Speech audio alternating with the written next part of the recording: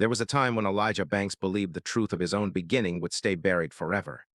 But what happened on Family Feud that afternoon would prove that some stories refuse to stay hidden, no matter how many years pass.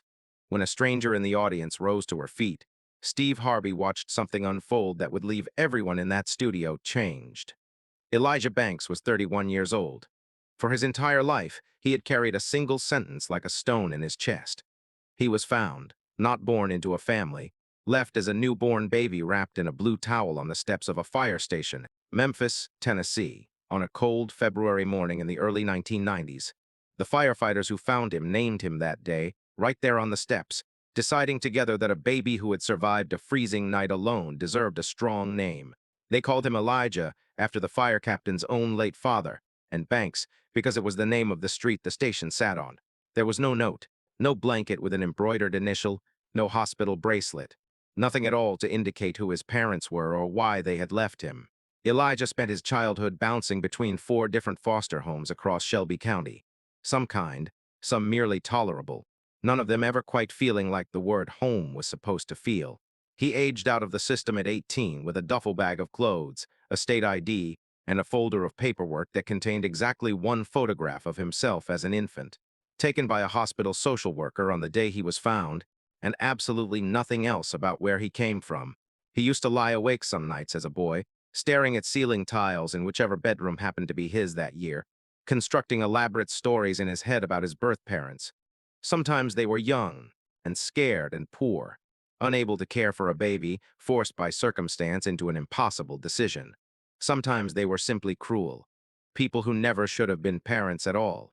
He alternated between these stories depending on his mood, never settling on one because he had no facts to anchor any version of the truth.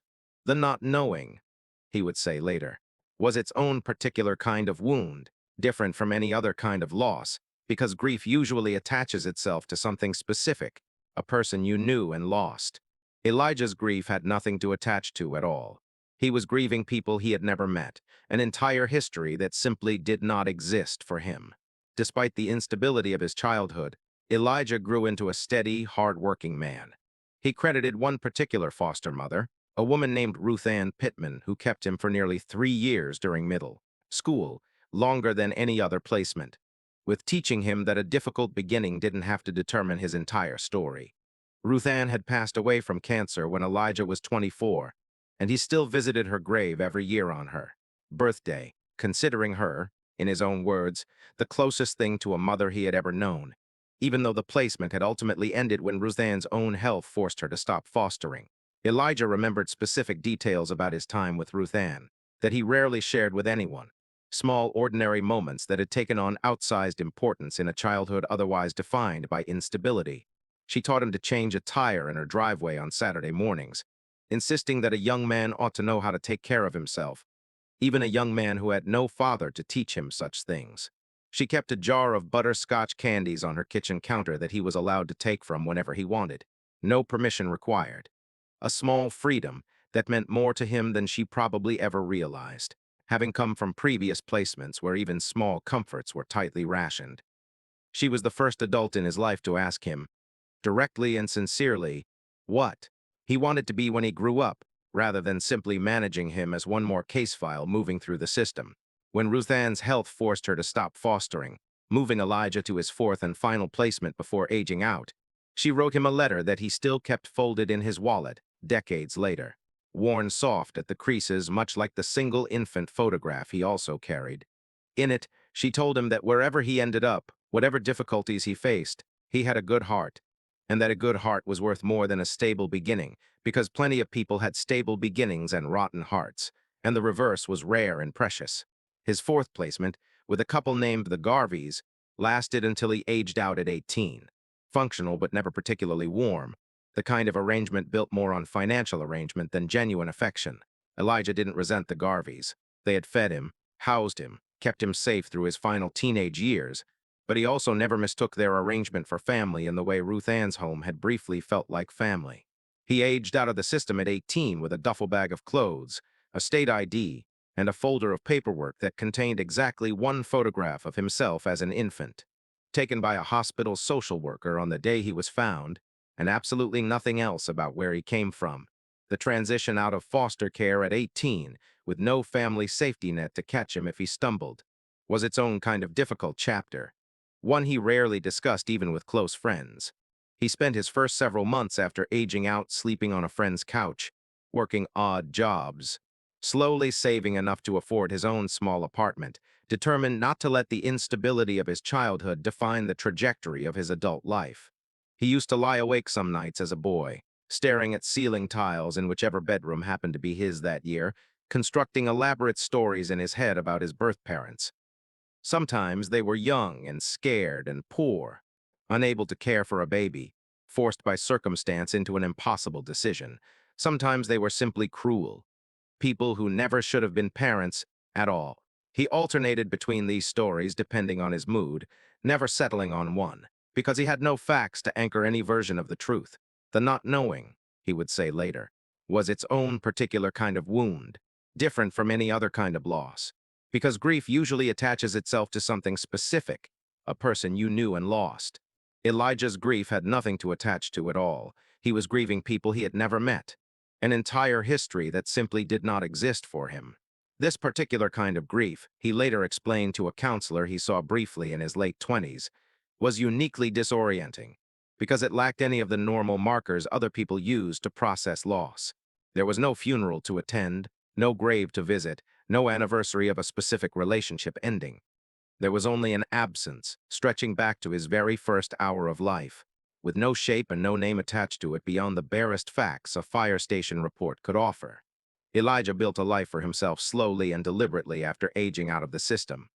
He worked construction jobs through his early 20s, eventually earning a certification as a heavy equipment operator, work that paid well and gave him a sense of stability he had never had growing up. He married young, at 22, to a woman named Denise, no relation to any other family in this story, though. Marriage ended in an amicable divorce 4 years later, both of them recognizing, with some sadness but no bitterness, that Elijah's deep-seated fear of abandonment had made real intimacy difficult for him in ways neither of them fully understood at the time. In his late 20s, Elijah began searching in earnest for information about his origins. He submitted his DNA to 3 different genealogy websites, hoping for any match at all, any thread to pull on. For years, nothing came back but distant cousins several times removed, people who had no idea how they were connected to him and no information to offer. He contacted the fire station where he'd been found, now under new leadership, and learned only that department records from that era were sparse and that the retired captain who had named him had passed away years earlier without ever being interviewed about the details. The genealogy search became, for a period of nearly 2 years, something close to an obsession for Elijah, though he was careful never to let it interfere with his work or his few close friendships. He spent evenings after his shifts scrolling through DNA match lists, messaging distant relatives who occasionally responded with polite confusion, unable to place how a construction worker from Memphis fit into their family tree. A few leads seemed promising at first. A third cousin in Mississippi who shared enough DNA to suggest a real connection. A woman in Arkansas who initially seemed enthusiastic about helping him trace the family line back further. But each one eventually dead-ended, the trail going cold exactly the way it always had before. He hired a private investigator once, using savings he had set aside for a truck down payment, spending nearly $4,000 over 6 months on someone who ultimately turned up nothing beyond what Elijah had already discovered on his own. The investigator's final report, which Elijah still kept in the same folder as his infant photograph, concluded simply that records from that era, particularly involving safe surrender cases which were specifically designed to protect the anonymity of the parent, were among the most difficult to trace of any category of missing family history. The investigator recommended, gently, that Elijah consider whether continuing the search was serving his well-being or simply prolonging an old wound. Elijah took that advice seriously, and for the 2 years leading up to his Family Feud appearance, he had mostly stopped actively searching, though he never deleted his profile from the genealogy websites, telling himself there was no harm in leaving the door open even if he'd stopped knocking on it every day. By the time Elijah applied for Family Feud, at the encouragement of a coworker on his construction crew who thought it might be a fun distraction, he had mostly made peace, or told himself he had made peace, with never knowing the full truth. Some questions just don't get answered. He used to tell people who asked about his background. I stopped expecting one a long time ago. Elijah's coworker, a man named Freddie who had become one of his closest friends over years of working construction sites together, filled out the Family Feud application on Elijah's behalf, almost as a joke, during a slow afternoon on a job site, and was genuinely surprised when the show called back a few months later. Elijah almost declined the invitation entirely, uncomfortable with the idea of being on camera, but Freddie talked him into it, promising to be on the team with him along with two other guys from the crew. Man, you never do anything just for fun, Freddie told him. You work, you go home, you visit Ruth Ann's grave once a year, and that's about it. Come have one afternoon where nothing's expected of you except answering some dumb survey questions. Elijah agreed reluctantly, mostly to stop Freddie from bringing it up every single day at work. During the pre-show interview process, a producer named Carla sat down with him and asked, as she asked every contestant, if there was anything interesting about his background he wanted to share for the show's segments. Elijah almost gave a short, deflecting answer, the kind he'd perfected over years of avoiding the topic with strangers, but something about the quiet, unhurried way Carla waited for him to speak, not rushing to fill the silence, made him open up more than he expected to. He told her about the fire station steps, about the blue towel, about growing up without a single fact regarding where he came from, about the DNA tests that led nowhere, the retired fire captain who died without ever being asked the right questions, the ache of constructing imaginary versions of parents he would probably never meet. Carla was quiet for a long moment after he finished. Elijah, she finally said, would you want to know if there was ever a way to find out, or has this become something you've made peace with not knowing? Elijah considered the question honestly before answering. I used to want to know more than almost anything, he admitted. Lately, I've told myself it doesn't matter anymore. But if I'm being truthful, I think that's just something I say to protect myself from hoping for something that's probably never coming.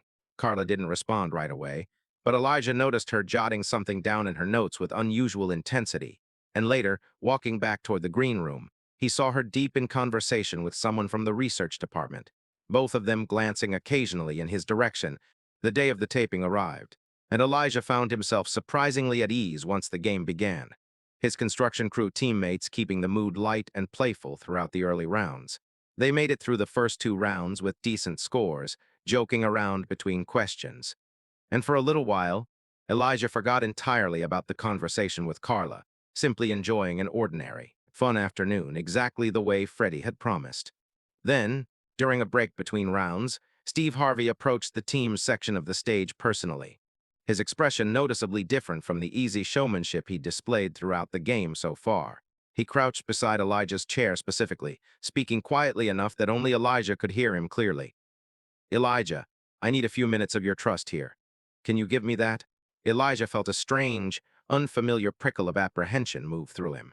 He nodded, unsure what could possibly warrant this kind of personal, serious approach in the middle of an otherwise light-hearted game. The cameras rolled again, and the energy across the entire studio shifted instantly, the playful atmosphere replaced by something far more solemn. Elijah, Steve said, his voice careful and deliberate. Before we continue with the game, I want to talk about something in your pre-show interview. You shared something about your background that our research team followed up on this week. Elijah's chest tightened. He glanced sideways at Freddie, who looked just as confused as he felt. You were found as a newborn baby, Steve continued, left on the steps of a fire station in Memphis, over 30 years ago, with no note, no information, nothing to indicate who your birth parents were. The audience made a soft, collective sound of surprise, the atmosphere in the room shifting palpably. Our team did some digging into old records this week, Steve said. Elijah, we found something I don't think you're expecting. Elijah's hands gripped the armrests of his chair. What did you find? He asked, his voice unsteady. Steve knelt down slightly to be more level with him. There's more to this story than records alone can tell, he said carefully. And Elijah, there's someone in this audience today who might be able to tell you the rest of it herself. The studio had gone almost completely silent. 400 people leaning forward, sensing that something extraordinary was about to unfold in front of them. When our research team started looking into the fire station records from that era, Steve explained, they found something unusual, a retired, The paramedic who had responded to the scene the morning you were found kept a personal journal from her years on the job. In it, she described a young woman she had spoken with weeks earlier who had come to a community clinic seeking help. Terrified, alone, with nowhere to turn, pregnant and completely unsupported by her own family, the paramedic remembered her clearly because the woman had specifically asked about the fire station's safe surrender program, wanting to understand exactly how it worked in case she needed it. Elijah's breathing had gone shallow, his eyes fixed on Steve, barely able to process what he was hearing. The paramedic never knew for certain if that young woman was connected to the baby found weeks later, Steve continued, but she always wondered.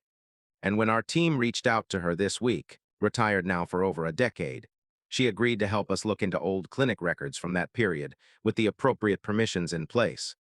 What we found led us somewhere we didn't expect. Steve paused, letting the moment breathe.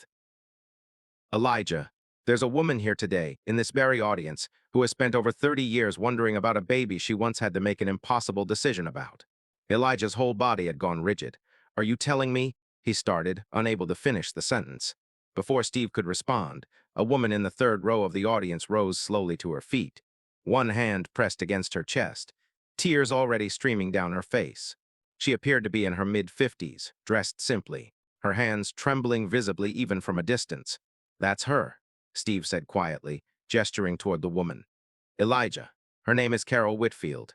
She reached out to our production team independently just 2 days ago after hearing through a mutual contact that a contestant on this taping had a story similar to something she had carried for over 3 decades. She had no idea until this very moment whether you were actually the same baby. She came here today simply hoping, against long odds, that it might be true. Carol made her way slowly down the aisle toward the stage, a member of the production team gently guiding her, the entire audience turning to watch her progress in stunned silence.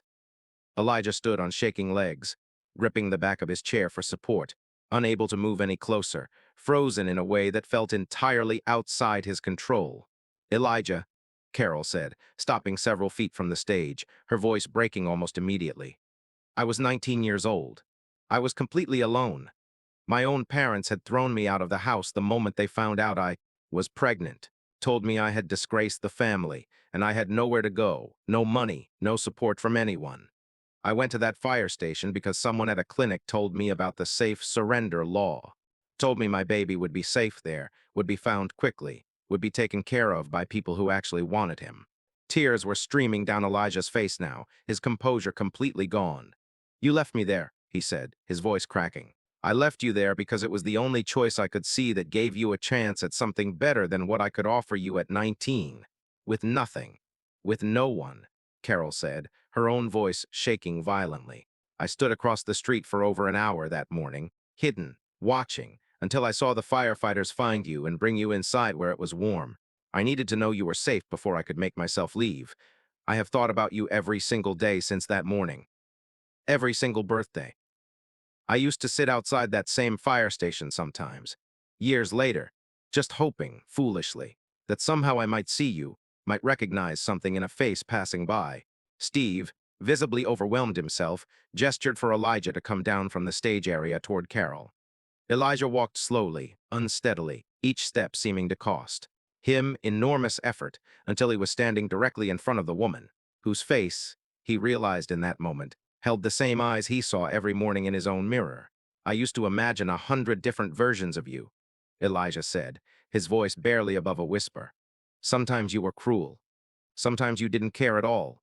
I never once imagined you standing outside that fire station for an hour just to make sure I was safe. I cared more than I had the power to show you at the time, Carol said. I was a scared kid myself.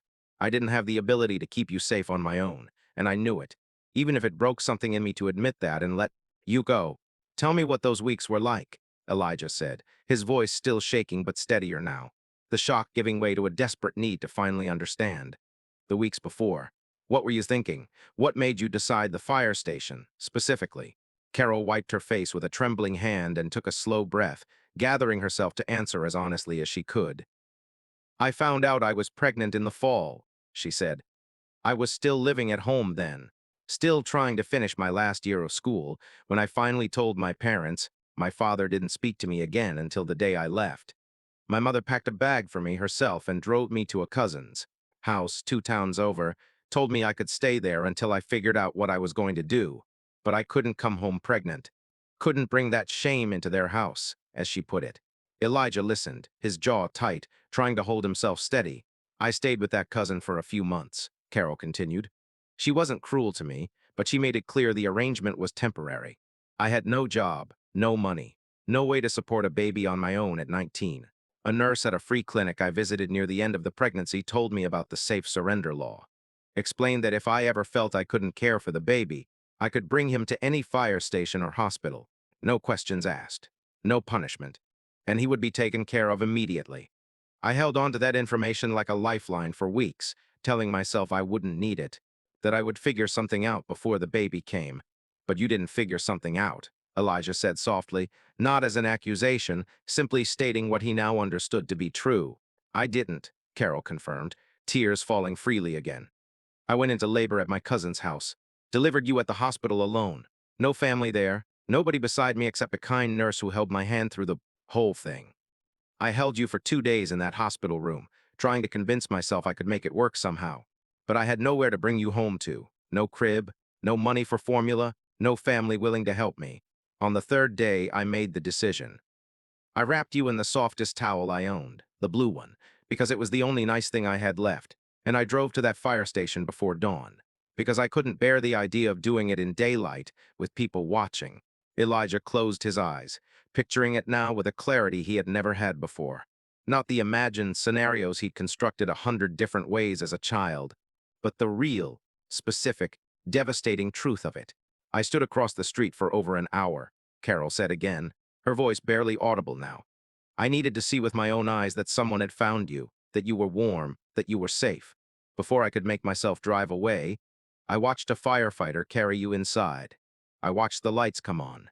And then I drove away, and I have spent every single day since wondering if I made the right choice, wondering if you hated me, wondering if you were even still alive. Elijah reached out slowly, and Carol closed the remaining distance, wrapping her arms around her son for the first time in over 30 years, both of them sobbing openly now. Studio around them entirely still, except for the sound of hundreds of people crying along with them. In all my years on this stage, Steve said, his own voice thick with emotion, wiping at his eyes without any attempt to hide it. I don't believe I have ever witnessed anything quite like what has just happened in front of us. This is not the kind of thing that is supposed to happen by chance. This is something else entirely. Elijah did not finish the game that day, and once again, nobody in that studio particularly cared. Production quietly wrapped the segment, giving Elijah and Carol space and privacy backstage to begin the long, careful process of actually getting to know one another for the first time in their lives. What Elijah learned in the hours and days that followed reshaped everything he thought he understood about his own beginning. Carol had never married, had never had another child, carrying the weight of that single decision every single day of her adult life, though she had also, over the years, built a quiet, steady existence for herself as a school cafeteria worker in a small town 2 hours outside Memphis, close enough that she could have, in theory, searched harder for him over the years, though the shame and fear she carried had kept her from ever formally pursuing it. I told myself for years that searching for you would only be selfish, Carol admitted during one of their early conversations, sitting together in a quiet corner of the studio's green room. I told myself you deserved to build whatever life you were building without me disrupting it, without me forcing my way back in after already making the choice to leave. I convinced myself that staying away was still, somehow, the loving thing to do, the same way leaving you at that station had been. Elijah, for his part, found himself surprised by how quickly his anger, which he had expected to feel overwhelmingly in this moment, gave way instead to something closer to a strange, complicated grief for the years neither of them had gotten to. I spent so long being angry at an idea of you, he told her. Now that you're actually sitting in front of me, I don't feel angry anymore. I mostly just feel sad about all the birthdays we both spent apart, wondering about each other. Freddie, watching from a respectful distance during much of this, later said it was one of the strangest and most moving things he'd ever witnessed in his life. I filled out that application as a joke, he admitted afterward. I had no idea it would end up giving my friend back 30 years of missing answers. In the months following the reunion, Elijah and Carol built their relationship slowly and deliberately. both of them aware that 31 years of separation could not simply be erased by one emotional afternoon on a television stage. They began with phone calls, then weekend visits. Elijah driving the 2 hours to Carol's small town every other Saturday, gradually learning the small, ordinary details of each other's lives that most families accumulate over decades, without ever noticing. Favorite foods, old habits, the particular way Carol hummed while she cooked, the way Elijah preferred his coffee black. Exactly the way Carol always had as well, a small genetic echo neither of them had known to look for. Carol eventually shared with Elijah the identity of his birth father, a young man she had briefly dated at 19, who had disappeared from her life entirely upon learning of the pregnancy, never contacted again, his current whereabouts unknown even to Carol herself. Elijah made the decision, after some consideration, not to pursue that particular thread of his history any further, telling Carol that finding her had already filled a hole in him he had carried his entire life, and he wasn't sure he needed to open another one, chasing a man who had made his own choice to disappear entirely and never look back. Ruth, Ann Pittman's grave, which Elijah still visited every year on her birthday, became a place he brought Carol to as well, introducing her, in a quiet, private ceremony of sorts, to the woman who had loved him during the years Carol herself had been absent. "I want you to know about her," Elijah told Carol that day, standing together at the modest headstone. "She's part of my story, too. I don't think you and her have to be in competition for that spot. I think there was room for both of you to matter, even if it happened at different times." Carol, visibly moved by the gesture, later said that visit did more to help her forgive herself than almost anything else in the entire process. "He didn't ask me to erase the woman who raised him in my absence," she said. "He asked me to be grateful for her instead of jealous of her. That taught me something about grace I don't think I would have learned any other way." About a year after the reunion, Elijah and Carol appeared together on a follow-up segment of the show, this time simply as guests, sharing an update with the audience who had witnessed their extraordinary reunion the year before. Elijah, standing beside his mother on that same stage, reflected on how much had changed in 12 months. "People ask me if I'm angry that it took 31 years, Elijah said during that follow-up appearance. "I used to think I would be if this day ever came, but now that it has, I mostly just feel lucky. A lot of people who grow up the way I did never get any answers at all. I got mine. Late, but I got them." Carol added her own reflection, holding her son's hand tightly throughout the segment. "I spent 31 years believing I had forfeited any right to know him," she said. "I want anyone watching who made a similar choice out of desperation, out of fear, out of having no other options, to hear this. It is never too late to hope. I never thought I deserved a moment like this, but here we are." Elijah has since become involved with a local organization that supports young mothers facing crisis pregnancies, offering resources and support so that fewer women ever have to face the impossible choice Carol once faced completely, alone. He speaks occasionally at their events, sharing his own story not as an argument for any particular decision, but simply as proof that safe surrender laws, imperfect as the circumstances around them often are, exist because sometimes desperate people need a path that doesn't end in tragedy for anyone involved. "My mother made the hardest decision of her life alone, at 19, with nobody helping her," Elijah often says at these events. If organizations like this one had existed for her back then, maybe that decision wouldn't have had to be made alone in the first place. "I can't change what happened to us, but maybe I can help make sure fewer families go through 3 decades of separation the way we did." Steve Harvey has referenced the reunion multiple times since it aired, calling it one of the most unexpected and profoundly moving moments the show has ever captured. "We didn't orchestrate that," he said in a later interview. "That woman came forward entirely on her own, taking an enormous risk on the smallest possible chance that a stranger's story on our show might actually be her own son."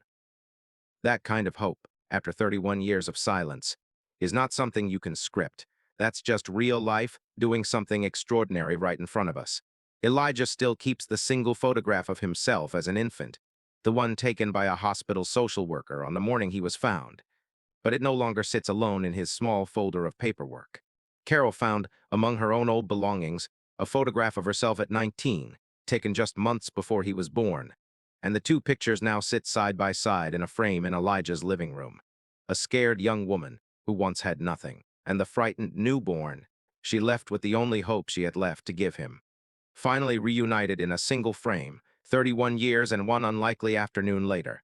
I used to think my story started with an empty blue towel on a fire station step, Elijah says now.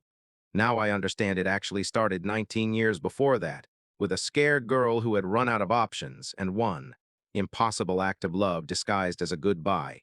It just took the rest of us 3 decades to finally catch up to the whole story. The months following that first reunion brought a stream of small, ordinary revelations that meant more to Elijah than almost anything grand or dramatic could have. Carol showed him old photographs from her own teenage years, pictures of a life he had never known existed. Carol as a high school junior, awkward and smiling in a homecoming photo, taken less than 2 years before she would find herself alone and pregnant with nowhere to turn. Elijah studied those photographs for hours, searching for pieces of himself in a face he was seeing for the first time, finding, to his quiet astonishment, that he had inherited not just her eyes but a particular way of tilting his head when he was thinking hard about something. A mannerism Carol immediately recognized the very first time she watched him consider a question carefully. Carol's own family, the parents who had thrown her out at 19 for becoming pregnant, had both passed away in the years since, never having reconciled with their daughter over the decision they forced upon her. Carol carried complicated feelings about this, grief mixed with a lingering, unresolved anger she had never fully worked through. Elijah, upon learning this, offered something that surprised even himself. "I know I never met them," he said, "and I know what they did to you was wrong. But in a strange way, if they hadn't done that, if they'd supported you and let you keep me, I might have grown up in a completely different world. Without Ruth Ann, without the crew I work with now, without the life I actually built. I don't forgive them for how they treated you. But I've stopped being angry at the outcome, if that makes any sense." Carol wept when he said this, telling him later it was the first time in over 30 years she had heard anyone speak about that painful chapter of her life, without either pity or judgment, simply an honest reckoning with how complicated grief and gratitude could exist together in the very same breath. Elijah introduced Carol slowly to the small circle of people who made up his chosen family over the years. Freddie, predictably, cried the first time he met her properly, still somewhat in disbelief that his joking application to a game show had led to this. The Garveys, his final foster placement before aging out, hosted a small dinner where Carol and Elijah's old caseworker, now retired, sat together for hours comparing notes about a boy they had each known during entirely separate chapters of his life, piecing together a fuller picture of Elijah's childhood than either of them had held alone. Elijah also made the difficult decision, roughly 8 months after the reunion, to formally close out his search for his birth father. The young man Carol had briefly dated at 19, who disappeared. Upon learning of the pregnancy, Carol offered what limited information she had: a first name, a general description, the fact that he had moved out of state shortly after learning she was pregnant and was never heard from again. Elijah considered pursuing this thread the same way he had pursued information about Carol for years, but ultimately decided against it. "I spent 31 years chasing an answer," he told Carol during that conversation. "I finally got the answer that mattered most to me. I don't think I need to spend more years chasing a man who made it clear, the moment he found out about me, that he didn't want to be found. Some doors I